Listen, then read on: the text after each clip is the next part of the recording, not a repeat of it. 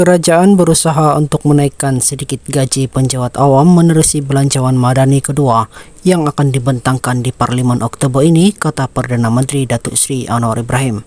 Beliau berkata ia sebagai langkah sementara sehingga kajian menyeluruh berhubung skim gaji dan persaraan penjawat awam selesai dilakukan yang dijangka pada tahun depan. Jadi sementara waktu saya ada bincang dengan Kementerian Kewangan, KSN Ketua Setiausaha Negara dan KPPA Ketua Pengarah Perkhidmatan Awam.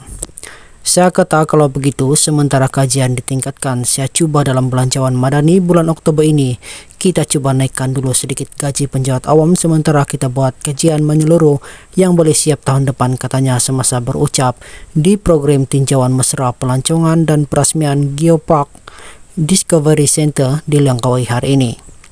Anwar berkata adalah menjadi dasar kerajaan sekiranya ada kemampuan untuk membuat pelarasan semula gaji penjawat awam setiap 10 tahun dan ia sepatutnya telah dilakukan 2 tahun lalu. Namun Perdana Menteri berkata kerajaan sebelum ini tidak melaksanakan perkara itu, malah mesyuarat bagi membincangkan isu itu juga tidak dilakukan. Jadi bila kita adakan mesyuarat dan bila saya semak dengan JPA, Jabatan Perkhidmatan Awam, saya kata kenapa tidak ada mesyuarat lagi, dia kata tak ada. Padahal gaji penjawat awam ini tiap 10 tahun ikut keupayaan kita. Kalau kita boleh naik sikit kena naik sebab inflasi itu naik juga sikit, katanya.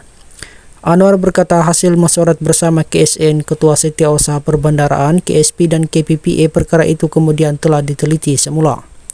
Kita periksa semula fail, jadi saya selaku Menteri Kewangan kata, kena ada keputusan gaji penjawat awam dinaikkan termasuk polis, tentera, penjawat awam termasuk staf LADA, Lembaga Pembangunan Langkawi, katanya.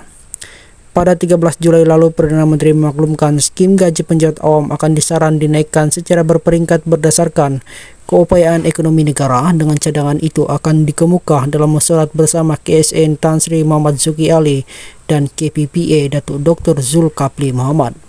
Sementara itu, Anwar memaklumkan kerajaan turut bersetuju untuk memberikan allowance sebarang laut bagi penjawat awam bertugas di Langkawi seperti yang dinikmati oleh penjawat awam dari Sabah dan Sarawak yang bertugas di Semenanjung bayaran insentif wilayah.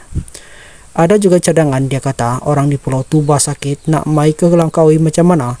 Jadi kita ada order ambulans laut tapi saya tak setuju lancar sekarang sebab pilihan raya negeri, katanya.